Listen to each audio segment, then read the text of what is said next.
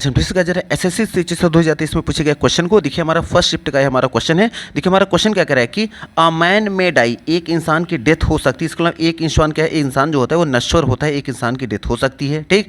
Nations और जो राष्ट्र होते हैं मे राइज, उनका क्या होता है उत्थान भी हो सकता है, एंड फॉल उनका पतन भी हो सकता है। ठीक।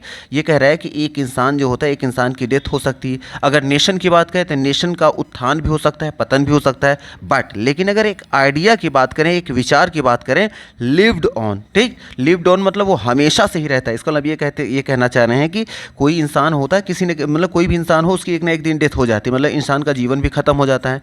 कोई राष्ट्र होता है, जो देश होता है, उसका उत्थान भी होता है, उसका पतन भी होता है। लेकिन अगर एक विचार की बात करें तो विचार हमेशा जिंदा रहता है, वो कभी मरता नहीं है। यहाँ ये सेंस दे रहा है। ठीक। अब इसमें एरर की बात करें तो याद रखिएगा, लिव ऑन याद रखिएगा एक क्या है, ये आपका एक वर्बल फ्रेज है जिसका मतलब क्या होता है कॉन्टिन्यू टू एग्जिस्ट, मतलब हमेशा से बने रहना। ठीक। इसका मतलब कोई लिव ऑन, इसका मतलब लिव के साथ ऑन जो है कॉम्बिनेशन सही है। अब यहाँ देखना है कि यहाँ देखिए ऑप्शन अगर देखें, क्वेश्चन में देखेंगे तो क्वेश्चन में यहाँ क्या आया है, यहाँ आया है वर्ब की सेकंड फॉर्म, यहाँ लिव्ड ऑन। अब देखिए जब हमारा हमें पता है कि ये एक जर्नल स्टेटमेंट है, कह रहा है कि एक इंसान जो है मे डाई, एक इंसान की डेथ हो सकती है।